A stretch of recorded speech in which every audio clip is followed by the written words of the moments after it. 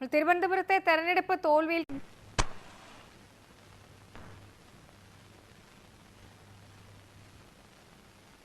കടുത്ത വിമർശനവുമായി CPM ജില്ലാ കമ്മിറ്റി. താത്വികമായ ഒരു അവലോകനമാണ് ഞാൻ ഉദ്ദേശിക്കുന്നത്.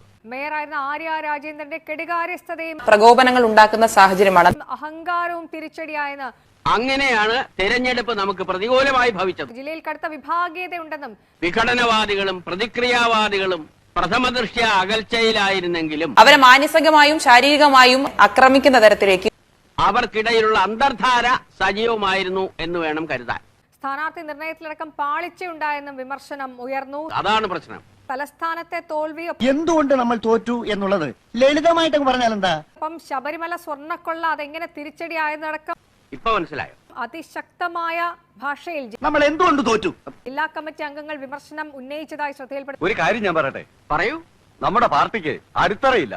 കടുത്ത വിമർശനമാണ് തിരുവനന്തപുരം ജില്ലാ കമ്മിറ്റി യോഗത്തിൽ ഇന്ന് ഉയർന്നത്. ഉത്തമം ഉണ്ടാതിരിക്കും. സ്റ്റഡി ക്ലാസ്സിലൊന്നും കൃത്യമായി വരാത്തതുകൊണ്ടാണ് നിനക്കൊന്നും മനസ്സിലാവാത്തത്.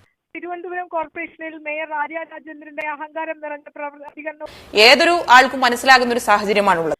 കനത്ത തോൽവിക്ക് ഇടയാക്കിയെന്നാണ് വിമർശനം ഉയർന്നത്. അച്ചടക്കമില്ലാതെ പെരുമാറിയാൽ അറിയാലോ.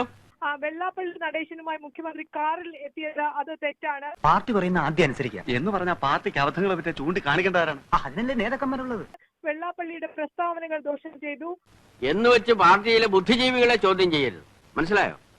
ശബരിമല കേസിൽ അറസ്റ്റിലായ A. പത്മകുമാറിനെതിരെ നടപടി വൈകുന്നതിനെ നമ്മൾ അതിജീവിക്കണം. പത്മകുമാറിനെതിരെ നടപടിയെടുക്കാത്തത് ലളിതമായിട്ട് പറഞ്ഞാൽ എന്താ? ചെയ്ത കുറ്റത്തിൽ ഒരു വ്യക്തത വരാത്തത് കൊണ്ടാണെന്ന വിശദീകരണമാണ് MP ഗോവിന്ദന്റെ ഭാഗത്തുനിന്ന് ഉണ്ടായത്. ഏതായാലും കാലം നമ്മൾ രണ്ടുപേരും മാത്രം അറിഞ്ഞാൽ മതി.